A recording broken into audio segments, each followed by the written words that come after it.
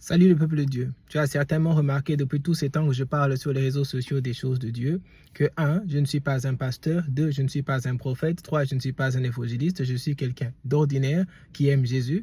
Comme d'habitude, lorsque tu découvres une bonne nouvelle, tu la partages.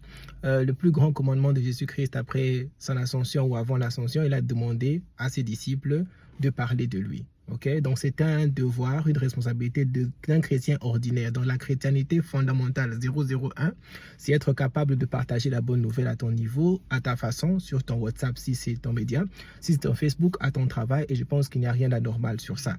Alors j'étais vraiment intéressé de partager la parole de Dieu. Tu sais que j'aime la parole de Dieu. Je lisais 1 Samuel 23 et je suis tombé sur cette belle écriture. Je sais que je suis en train de parler sur le thème de la délivrance régulièrement. C'est une histoire de délivrance, mais il y a certaines choses qui m'ont attiré. Sur 23, je donne le contexte, c'est la ville de Keïla est attaquée par les Philistins et David demande à Dieu s'il peut aller les délivrer. Dieu lui donne son aval, il va, il les délivre.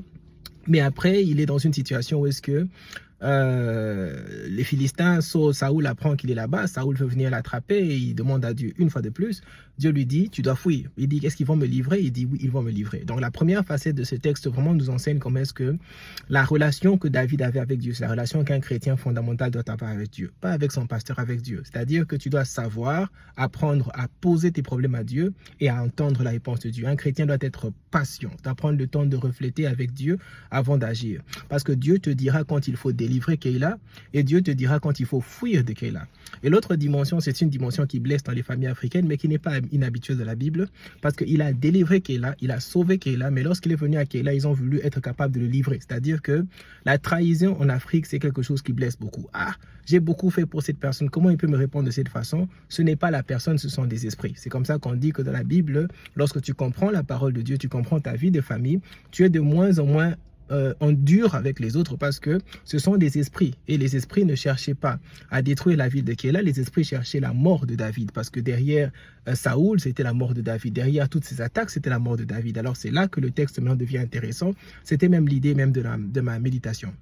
Alors on arrive sur le chapitre 14, le verset 14, alors on dit quelque chose de très puissant. En tout cas pour moi c'est l'une des plus belles écritures que j'ai découvert cette semaine, c'est qu'on dit que David s'est caché dans ces lieux sûrs.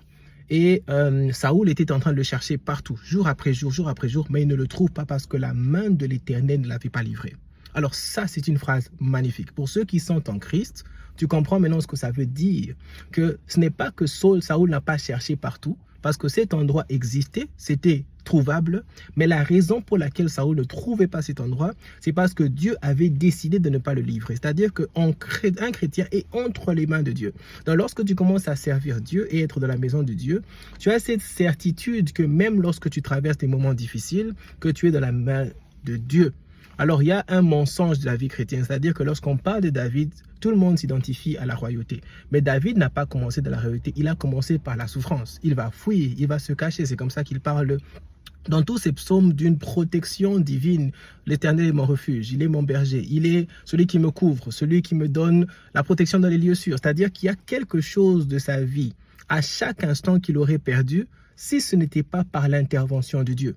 Donc, c'est-à-dire que c'est quelqu'un qui a vécu les moments difficiles de sa vie, où est-ce que parfois sa vie était tenue que sur un seul fil. Je crois dans le même texte, on va même dire à la fin que d'un côté de la montagne, c'était David, de l'autre côté, c'était Saoul, il le suivait et la distance entre les deux était tellement petite qu'il se passe quelque chose d'inhabituel. On appelle Saoul pour lui dire que les Philistins attaquent ta ville, il faut que tu reviennes. Et il s'est désengagé de la bataille.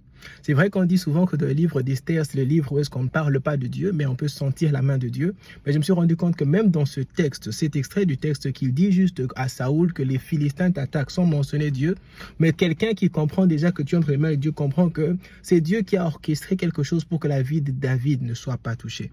Alors je viens encore t'encourager que si tu traverses des saisons difficiles, que l'Éternel a juste besoin que tu acceptes comme Seigneur et Sauveur et que tu sois de la palme de ses mains.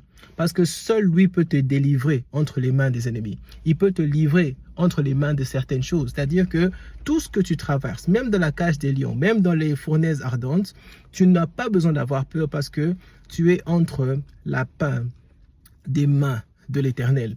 Et tu sais, c'est quelque chose qui frustre beaucoup les enfants de Dieu dans l'église, mais malheureusement, même sur l'altar, les gens qui prêchent traversent ce genre de situation où est-ce que, lorsque ça chauffe dans leur vie, Où est-ce qu'ils doivent utiliser la foi? Ils commencent à utiliser des cotisations. C'est-à-dire que, en d'autres termes, même les pasteurs, les hommes de Dieu n'ont pas encore master la foi qu'ils prêchent, sans savoir que la Bible prévoit des temps difficiles pour tous et pour tous. Parce que Dieu mène toujours dans cette école de refuge, de peur, de challenge, de problèmes pour être capable de te préparer à la royauté. Donc, si tu es un chrétien qui n'a jamais rencontré des problèmes sérieux, je ne parle pas d'un problème de pain qui coûte 10 francs et que tu as 7 francs et tu en manques 3. Je parle des problèmes où est-ce que tu n'as carrément pas d'argent et que tu sais où est-ce qu'on vend le pain, mais tu ne sais pas où est-ce que tu trouveras les moyens de trouver le pain.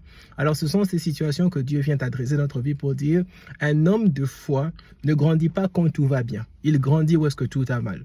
Et un homme de foi doit passer par des saisons où est-ce que tout va mal. C'est comme ça que parfois les chrétiens sont insultés sans connaître même leur identité. On te dit, mais comment est-ce que tu pries et que tu traverses ça? Non, au contraire. Les problèmes légitimistes, on appelle. Les problèmes légitimistes, on appelle. C'est-à-dire que la dimension de certains problèmes confirme que tu es un serviteur de Dieu parce qu'on se rendra compte que même si tu es dans un territoire comme l'Afrique du Sud pour l'instant et que les gens sont en train de chercher de vous détruire, que si tu es entre les mains de Dieu, tu ne peux pas avoir peur de ces tendances. Tu auras peur, tu auras des pressions, c'est légitime, ce sont des émotions, mais ta foi n'a pas d'émotion. Ta foi est en Jésus-Christ parce que c'est lui qui te porte entre ses mains. Que le Seigneur vous bénisse abondamment. Amen.